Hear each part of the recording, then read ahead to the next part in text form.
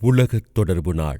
நமது கத்தோலிக்க திரு அவை ஆண்டுதோறும் உலகளவில் கொண்டாட அழைப்பு விடுக்கும் ஒரு சிறப்பு நாள். நமது கத்தோலிக்க திரு அவையில் திருத்தந்தையர்கள் ஆண்டுதோறும் உலகத் தொடர்பு நாளுக்காக ஒரு சிறப்பு மையக்கருத்தை வழங்கி சிந்திக்கவும் செயல்படவும் அழைப்பு விடுக்கின்றனர். இந்த 2026 ஆண்டிலும் உலகத் தொடர்பு நாளை பொருளுள்ள வகையில் கொண்டாட ஒரு சிறந்த மையக் கருத்தை நமது திருத்தந்தை லியோ அவர்கள் தமது முதல் செய்தியாக இவ்வாண்டில் நமக்கு தந்துள்ளார். அது என்னவென்று ஆய்ந்தறிவதற்கு முன்னால் நமது திரு அவையில் இந்த உலகத் தொடர்பு நாள் எவ்வாறு உலக அளவில் தொடங்கி மறை மாவட்டத்திலுள்ள ஒரு சிறு பங்கு வரை ஒரு மாபெரும் கொண்டாட்டமாக எடுத்து செயல்பட ஆரம்பித்தது என்பதன் வரலாற்றையும், திரு அவையில் சமூக தொடர்புத்துறை பற்றி எப்படிப்பட்ட கருத்து இருந்தது, அது எப்படி இம்மாபெரும் வளர்ச்சி பெற்றது என்பதையும் அறிந்து கொள்வோம் வாருங்கள். தொடக்க காலத்தில் கத்தோலிக்க திரு அவையானது ஊடகத்தைப் பற்றி எதிர்மறையான கருத்துக்களை மட்டுமே கொண்டிருந்தது.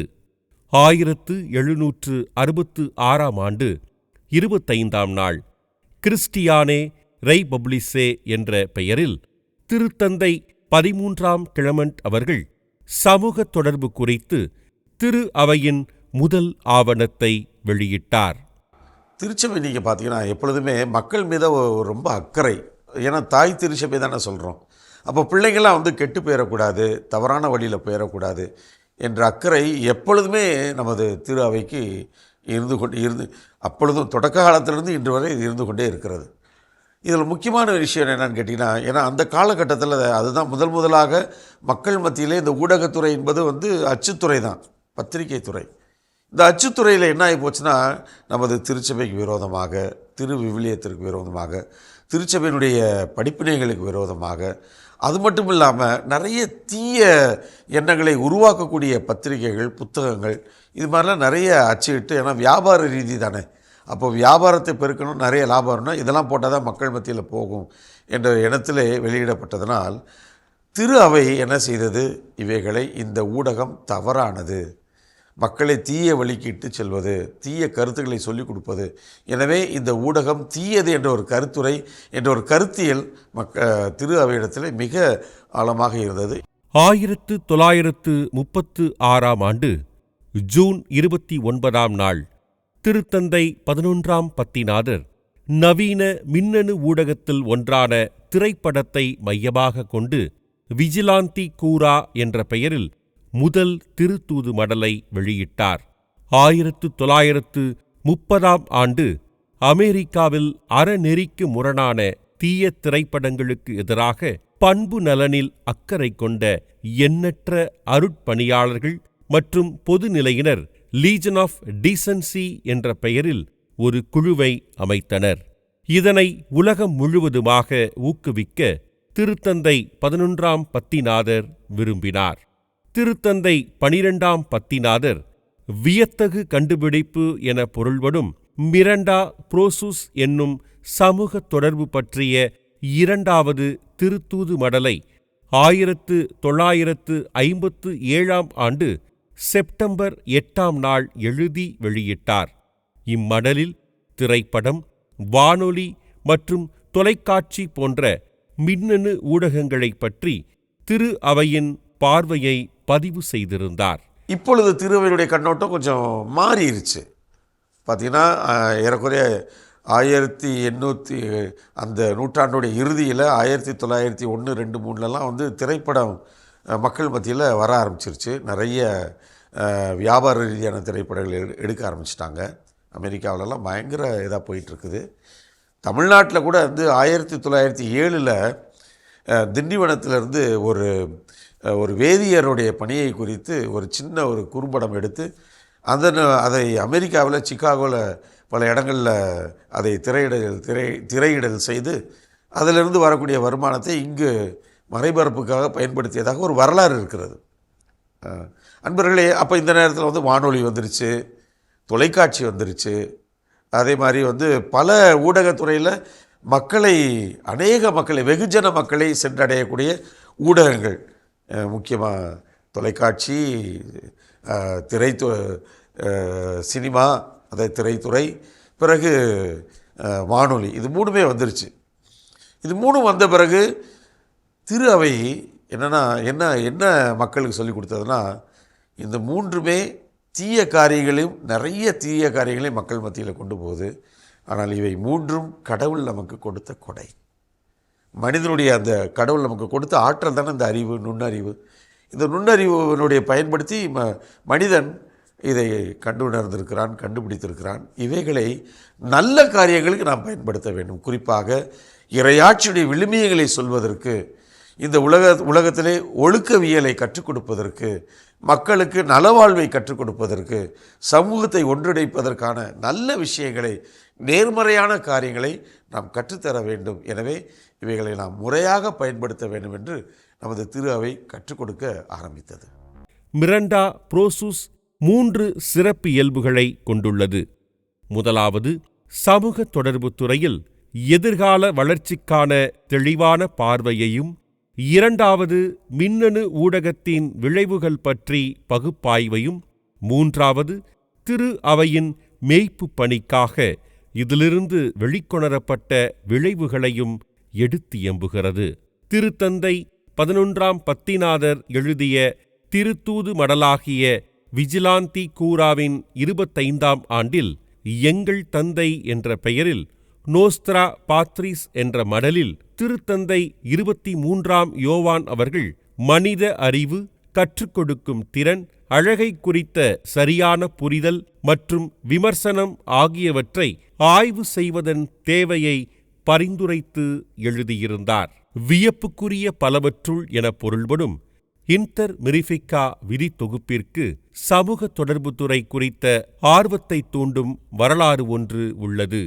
1959ஆம் ஆண்டு ஜூன் மாதம் திருத்தந்தை 23ஆம் யோவான் அவர்களின் அறிவிப்புக்குப் பிறகு 2ஆம் வத்திக்கான் சங்க தொடக்கத்தின் முன் தயாரிப்பில் உண்மையாகவே இன்டர் மிரிஃபிகா எனும் ஆவணம் முன்னறிவிக்கப்படவில்லை.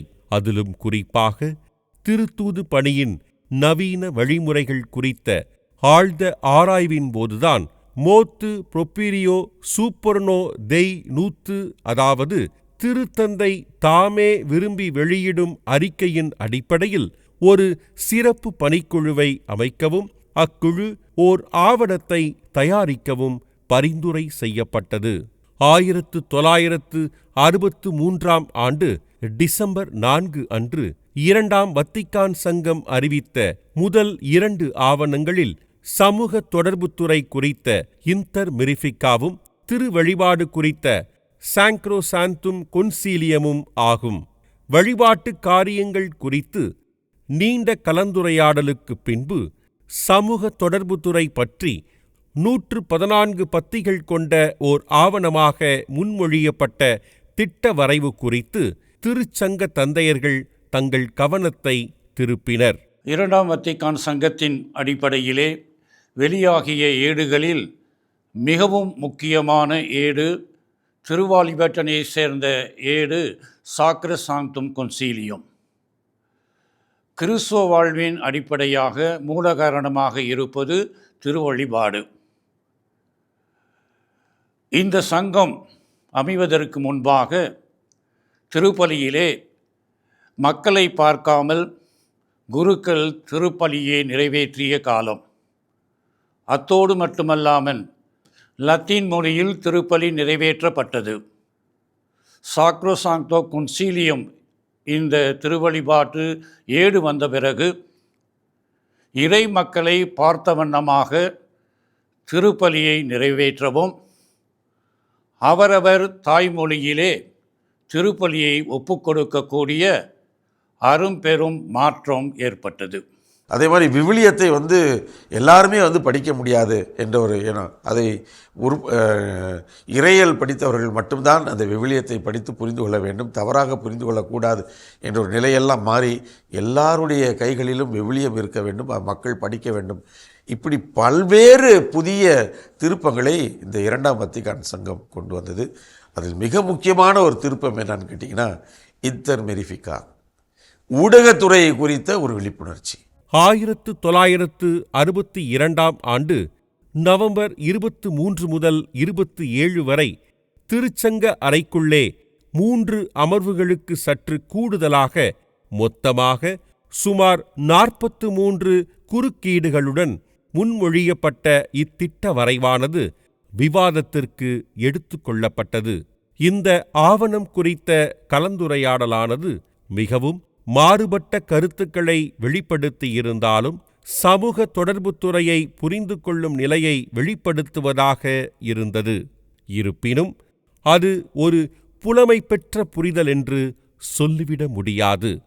இரண்டாம் வத்திக்கான் சங்கத்திற்கு முன்பாக இருந்த நிலைப்பாடு சமூக தொடர்பு ஊடகங்கள் நற்செய்தியில் பயன்படுத்த தேவை இல்லை என்ற நிலைப்பாடு.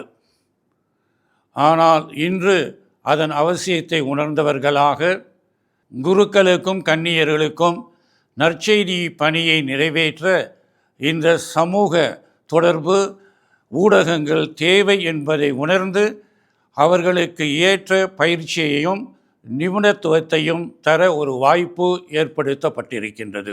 இந்த கலந்துரையாடலில் ஆயர்களின் கவனமும் அக்கறையும் மேய்ப்புப் பணி சார்ந்ததாக இருந்தது. மேலும் அந்த காலத்தில் சமூக தொடர்புத்துறை குறித்த இந்த ஆவணத்திற்கு விரிவான மற்றும் போதுமான அளவு தயாரிப்பும் தகுதியும் பெற்றவர்கள் இல்லை என ஒரு சிலர் கருதினர். இந்த ஆவணம் திருச்சங்க தொடக்கத்திலேயே முன்மொழியப்பட்டு கலந்துரையாடப்பட்டதால் திருச்சங்கத்தின் போது பின்னர் வெளியிடப்பட்ட இறை வெளிப்பாடு எனும் தேயி வெர்பும் அல்லது இன்றைய உலகில் திரு அவை எனும் கௌதியம் எக்ஸ்பிரஸ் போன்ற இன்னும் மிகுதியான இறையியல் பார்வைகள் கொண்ட ஆவணங்களில் அவைகள் இன்று வரை இணைக்கப்பட முடியவில்லை. எனவே இந்த ஆவணத்தை கொள்கையளவில் ஏற்றுக்கொள்ளவும் அதன் இன்றியமையாத கூறுகளை வலியுறுத்தவும் திருச்சங்க தலைமை முன்மொழிந்தது. பிற்காலத்தில் அதிக விரிவான செயலாக்கப் பணி முடிவு செய்யப்பட்டு தொடக்கத்தில் 114 பத்திகள் கொண்டு தயாரிக்கப்பட்ட ஆவணம் வெறும் 24 பத்திகளாக குறைக்கப்பட்டது. அதாவது 1962 நவம்பர் 27 503 வாக்குகளை கொடுத்து இது தேவையில்லைங்க, எதுங்க டயத்தை நம்ம வேஸ்ட் பண்ணிக்கிட்டு இருக்கணும், மற்ற காரியங்களை குறித்து நம்ம ஆலோசிக்க வேண்டியிருக்குது என்று சொல்லி அந்த இரண்டாம் வத்திக்கான் சங்கத்தில் பங்கெடுத்த நிறைய பேர் அதான் 503 பேர் இது வேணான்ட்டாங்க. ஆனால் இருந்தாலும் இதை நாம் உருவாக்க வேண்டும் என்று சொல்லி இன்னும் அதே போன்று இன்னொரு பகுதியில் இருந்த கருதினாள்கள் மற்றவர்கள் எல்லாம் அங்கே அந்த விவாதம் போகிறது. அப்போது ஏறக்குறைய அந்த ஓராண்டு இது விவாதத்தின் பின்னணியில் ஒரு இன்டர் மெரிஃபிகா என்ற ஒரு ஏடு உருவாக்கப்படுகிறது. 1963 டிசம்பர் மாதம் 4 6ஆம் பவுல் திருத்தந்தை அவர்கள் இதை வெளியீடு செய்கிறார்கள். இதை நாம் செய்ய வேண்டும், இப்படியெல்லாம் செய்ய வேண்டும் என்ற வழிமுறைகள் கொடுத்துவிட்டு மிக விரிவான விளக்கத்தை வல்லுநர்களையும் பெரிய மற்ற அறிவு சார்ந்த மக்களையும் வைத்து நாம் தயாரிக்க வேண்டும் என்ற ஒரு முன்னெடுப்போடு இந்த இரண்டாம் வத்திக்கான் சங்கத்திலே இன்டர் மெரிஃபிகா என்ற ஏடை வெளியிட்டார் நமது திருத்தந்தை 6ஆம் பவுல் அவர்கள். பன்னாட்டு வல்லுநர்களின் ஒத்துழைப்புடன் சமூக தொடர்புத்துறை பற்றி இத்திருச்சங்கம் வெளியிட்டுள்ள கோட்பாடுகளையும் ஒழுங்குமுறைகளையும் செயல்படுத்த உறுதி கொண்டு 1971 மே 23 சமூக தொடர்பு மற்றும் வளர்ச்சி எனும் கம்யூனியோ எத் புரோகிரசியோ என்ற மேய்ப்புப் பணி அறிவுரைகள் வெளியிடப்பட்டது. திருத்தந்தை 6ஆம் பவுல் அவர்களால் வலியுறுத்தப்பட்டும் ஒப்புதல் அளிக்கப்பட்டும் வந்த இந்த அறிவுரைகள் திருச்சங்க ஆவணத்தின் ஒருங்கிணைந்த மற்றும் விளக்கப் பகுதியாக கருதப்பட வேண்டும்.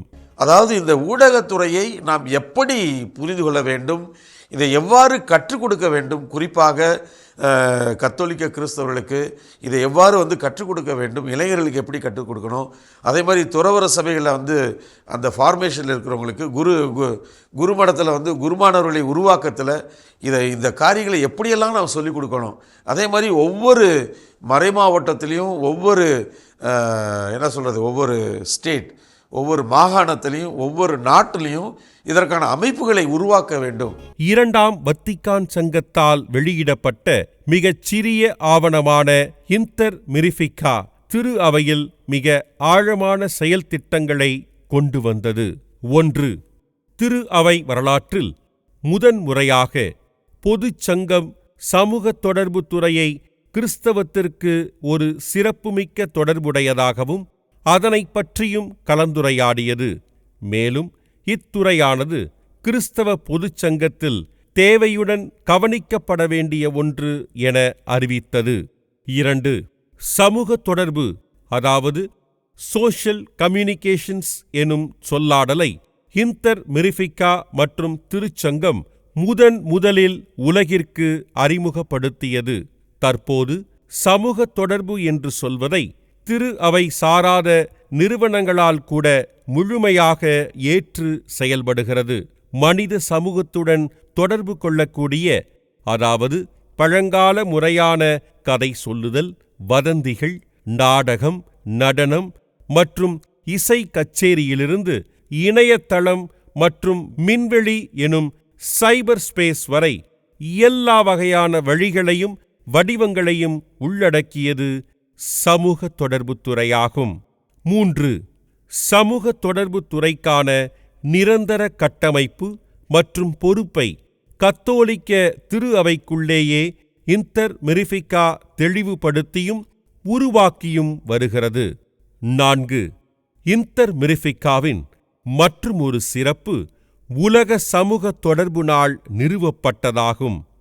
இரண்டாம் வத்திக்கான் சங்கத்தால் அதிகாரப்பூர்வமாக பிரகடனம் செய்யப்பட்ட ஒரே கொண்டாட்டம் உலகத் தொடர்பு நாளாகும். அந்நாளில் கிறிஸ்தவர்களுக்கு அவர்களுடைய கடமைகளை நினைவுபடுத்த வேண்டும் என்று திருச்சங்க தந்தையர்கள் வலியுறுத்தினார்கள். சமூக தொடர்பு துறையில் திரு அவை ஆற்றும் திருத்தூது பணிகளை பயன்தரும் முறையில் வலுப்படுத்தவும் மன்றாடவும் அதற்காக பொருளுதவி செய்யவும் கிறிஸ்தவர்கள் கேட்டுக்கொள்ளப்பட்டார்கள். சமூக தொடர்பு ஊடகங்களின் வழியாக நற்செய்தியை அறிவிக்க முடியும் என்ற தெளிவை இறை மக்கள் மத்தியிலே ஏற்படுத்தவும், அத்தகைய ஊடக பணிக்கு தேவையான பொருளாதார உதவியை அவர்கள் அளிக்கவும், இந்த இரு நோக்கங்களுக்காக திரு அவையானது சமூக தொடர்பு நாளை உருவாக்கி அதை கொண்டாட உலகில் உள்ள அனைத்து திரு அவையின் உறுப்பினர்களையும் அழைக்கின்றது. ஒவ்வொரு ஆண்டும் ஒரு சிறப்பான மையக்கருத்து ஆய்வு செய்யப்பட்டும் ஆலோசிக்கப்பட்டும் வருகிறது. 1967ஆம் ஆண்டு இதன் முதல் கொண்டாட்டத்தில் நிகழ்காலத்திற்கு ஏதுவாக ஆண்டு சிறப்பு செய்தியை திருத்தந்தை வழங்கினார். திருத்தந்தை அவர்களின் உலக தொடர்பு நாள் செய்தி ஒவ்வொரு ஆண்டும் ஜனவரி 24ஆம் நாள் எழுத்தாளர்களின் பாதுகாவலரான புனித பிரான்சிஸ் டே சேல்ஸ் அவர்களின் நினைவு நாளில் வெளியிடப்படுகிறது. ஒரு விஷயத்தை நம்ம உங்களுக்கு தெரியுமான்னு தெரியல. இன்றைக்கி பார்த்தீங்கன்னா இன்றைக்கி உலக தந்தையர்கள் தினம், உலக அன்னையர்கள் தினம், உலக பெண்கள் தினம், காதலர்கள் தினம், உலக சாக்லேட் தினம், உலக ரோஸ் தினம், என்னென்னமோ தினம்லாம் உலகம் ஃபுல்லாக இன்றைக்கி கொண்டாடிக்கிட்டு இருக்கிறோம். ஆனால் உங்களுக்கு இந்த செய்தி தெரியுமா தெரியல. 1963 டிசம்பர் மாதம் 4ஆம் தேதி திருத்தந்தை 6ஆம் பவுல் அவர்கள் அந்த இன்டர் மிரிஃபிகா வெளியிட்ட அப்போவே சொல்லிட்டாங்க, உலக தொடர்பு நாள், வேர்ல்டு கம்யூனிகேஷன் சண்டே என்று ஒரு நாளை நாம் கொண்டாடியே ஆக வேண்டும். அந்த நாள் எப்போன்னு கேட்டிங்கன்னா பெந்தகோஸ்தே திருவிழாவுக்கு முந்தின ஞாயிறு. ஏன்னா பெந்தகோஸ்தேயில் தானே ஆண்டவர் உலகெங்கும் சென்று படைப்புக்கெல்லாம் நற்செய்தி அறிவிங்கன்னு சொல்கிறாரு. எனவே அதற்கு முந்தின ஞாயிறு அதை நாம் கொண்டாடினால் அடுத்த ஞாயிறு அதுக்கு ஒரு அர்த்தம் இருக்கும் என்ற விதத்தில் திரு அவையானது உலக தொடர்பு நாளை பெந்தகோஸ்தே பெருவிழாவிற்கு முந்தின ஞாயிறு கொண்டாடுங்கன்னு சொல்லிட்டு ஒரு அறிவுரை 1963 உலகிலேயே முதலாக ஆரம்பிக்கப்பட்ட கொண்டாடப்பட்ட தினம் கேட்டிங்கன்னா உலக தொடர்பு நாள், வேர்ல்டு கம்யூனிகேஷன் சண்டே. சமூக தொடர்பு நாளை ஒவ்வொரு மறை மாவட்டத்திலும் அந்த ஆயர்களின் வழிகாட்டுதலின்படி பிற நாட்களிலும் அதை கொண்டாட அனுமதி அளிக்கப்பட்டுள்ளது. தமிழகத்தை பொறுத்தவரை ஜூலை மாதத்தில் முதல் வாரத்தில் வருகின்ற ஞாயிறன்று இந்த நாளை நாம் சிறப்பிக்கின்றோம். நமது முன்னாள் திருத்தந்தையர்கள் அனைவரும் ஒவ்வொரு ஆண்டும் தற்கால சூழலின் தேவைக்கேற்றாற்போல் நல்ல விழிப்புணர்வை ஊட்டும் வகையில் சிறப்பு மையக்கருத்தை அறிவித்து உலக தொடர்பு நாளில் சீரிய முறையில் சிந்தித்து செயல்பட ஊக்கப்படுத்தி அந்நாளை அர்த்தமுள்ள வகையில் கொண்டாட அழைப்பு விடுத்தனர். கடந்த ஆண்டுகளில் நமது திருத்தந்தை பிரான்சிஸ் அவர்கள் சமூக ஊடக பயன்பாடு மற்றும் செயற்கை நுண்ணறிவின் அறிமுகம் ஆகியவற்றை விவாதத்திற்கு உட்படுத்தி அர்த்தமுள்ள வகையில் செயல்படுத்திட குடும்ப உறவு, மனித மாண்பு மற்றும் சமூக பாதுகாப்பு ஆகியவற்றினை ஆழப்படுத்தும் நோக்கில் மையக் கருத்துக்களை வழங்கியிருந்தார். நடப்பு ஆண்டாகிய 2026ஆம் ஆண்டில் உலக தொடர்பு நாள் விழாவின் தமது முதல் செய்தியாக நமது திருத்தந்தை லியோ அவர்கள் மனிதர்களின் முகங்களையும் குரல்களையும் பாதுகாத்தல் என்ற மையக்கருத்தின் அடிப்படையில் மனிதன் தனது படைப்பாற்றலினால் உருவாக்கியுள்ள செயற்கை நுண்ணறிவு பயன்படுத்துதலில் மனித மாண்பையும் சமூக பாதுகாப்பையும் நலமான உறவையும் உறுதிப்படுத்தும் நம் ஒவ்வொருவரின் பொறுப்புணர்வை வலியுறுத்தி தற்கால சூழலின் தேவைக்கேற்றாற்போல் ஆழமுள்ள செய்தி கொடுத்து அர்த்தமுள்ள மற்றும் உணர்வுள்ள செயல்பாட்டிற்கு அழைப்பு விடுத்துள்ளார் நமது திருத்தந்தை அவர்கள்.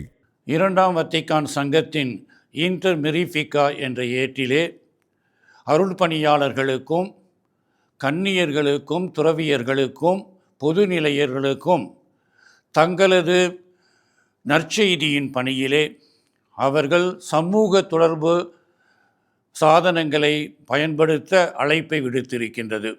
இதன்படி இன்றைய காலத்திற்கு ஏற்றவாறு தேவைக்கு ஏற்றவாறு அருட்பணியாளர்களுக்கும் துறவியர்களுக்கும் குருமானவர்களுக்கும் பயிற்சியை அளித்து அவர்கள் நற்செய்தியின் பணியிலே இந்த சமூக தொடர்பு சாதனங்களை பயன்படுத்த வாய்ப்பினை திரு அவை கொடுத்திருக்கின்றது.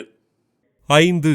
சமூக தொடர்பு துறைக்கு தேவையான பயிற்சிக்கும் உருவாக்கத்திற்கும் ஒரு சிறந்த முக்கியத்துவம் இன்டர் மிரிஃபிகா ஆவணத்தால் கொடுக்கப்பட்டது. தற்போது திருத்தந்தை லியோ அவர்களும் மேக்னிஃபிகா ஹியூமானிட்டஸ் எனும் தமது முதல் திருத்தூது மடலில் அடுத்த தலைமுறை உருவாக்கத்தில் மனித மாண்பை காக்கவும் பாதுகாக்கவும் செயற்கை நுண்ணறிவு குறித்த பயிற்சிக்கான சிறப்பு ஆர்வத்தை வளர்த்துக் கொள்வதன் அவசியத்தை வெளிப்படுத்தியுள்ளார். உலக சமூக தொடர்பு நாளை கொண்டாட நமக்கு அழைப்பு விடுக்கப்பட்டிருக்கின்றது. இந்த நாளை கொண்டாட்டமாக நாம் கருதாமல் இந்த நாள் நமக்கு காட்டுகின்ற நோக்கத்தையும் நமது வாழ்க்கையில் நாம் உணர வேண்டும். இக்காலகட்டத்திலே நமது கையில் இந்த ஊடக வாய்ப்பானது என்றுமே இருந்து கொண்டிருக்கின்றது. அதை நாம் அதிகமாக பயன்படுத்தி வருகின்றோம். அவைகளை நாம் பயன்படுத்தும் பொழுது சமூக பொறுப்போடு சமூக அக்கறையோடு அவைகளை பயன்படுத்துவது மிகவும் நல்லது. உண்மையான செய்திகளை ஏற்று அவதூறான செய்திகளை விடுத்து உண்மைக்கு நாம் சான்று பகிர்கின்ற ஒரு மக்களாக வாழ இந்த நாள் நம்மை அழைக்கின்றது. திருத்தந்தை சொல்வது போல இந்த உலகத்தில் நாம் இருக்கிறோம். உலகத்தின் புதிய கண்டுபிடிப்புகள் நமக்கு தேவை. இது கடவுளுடைய கொடை. இவைகளை சரிவராக முறையாக இந்த மனித மாண்பு சிதையாமல் மனித நேயம் அகற்றப்பட விடாமல் மனிதம் காக்கப்படுகின்ற விதத்தில் இவைகளை நாம் சரியாக பயன்படுத்தக்கூடிய தன்மையை வளர்த்து கொள்ள வேண்டும். உன்னிப்பாக இருக்க வேண்டும். எச்சரிக்கையாக வாழ வேண்டும் என்று நமது திருத்தந்தை அவர்கள் நமக்கு தருகின்ற அந்த செய்தியை நாம் கவனத்தோடு கையில் கொண்டு இந்த உலகிலே நாம் நல்ல மனிதர்களாக, நியாயமுள்ள மனிதர்களாக, அன்பை பேணி பாதுகாக்கின்ற மனிதர்களாக, ஆண்டவர் இயேசுவின் உண்மை சாட்சிகளாக வாழ முயற்சி செய்வோம். அதற்காக நாம் ஆண்டவரிடத்தில் வரத்தை கேட்போம். உலகத் தொடர்பு நாள் வருடந்தோறும் கொண்டாடப்படும் வெறும் கொண்டாட்டமல்ல, மாறாக எண்ணிம தொழில்நுட்பத் துறையில் வளர்ச்சியையும் செயற்கை நுண்ணறிவு குறித்து நமது தொடர் பயிற்சியையும் கற்றலில் நல் ஆர்வத்தையும் பயன்படுத்துதலில் நமது பொறுப்புணர்வையும் நல் தலைமுறை உருவாக்கத்தையும் கருத்தில் கொண்டு செயல்பட உறுதியேற்கும் நாள். இதனைத்தான் நமது கத்தோலிக்க திரு அவையும் இலக்காக கொண்டு 1960 ஆண்டுகளிலேயே செயல்படுத்த வலியுறுத்தியது. எனவே இறை தந்தையின் திருவுளத்திற்கு பணிந்து இறை இயேசுவின் கனவாகிய இறை ஆட்சியை இம்மண்ணில் கட்டியெழுப்ப இறையன்பு பிறரன்பு கொண்ட நம்பிக்கையாளர்களை நல் தலைமுறையை உருவாக்க நமது கத்தோலிக்க திரு அவை முன்னெடுக்கும் எல்லா முயற்சிகளுக்கும் ஒத்துழைப்பு கொடுக்க புறப்படுவோம். இயேசுவின் உண்மை சாட்சிகளாய் வாழ்வோம்.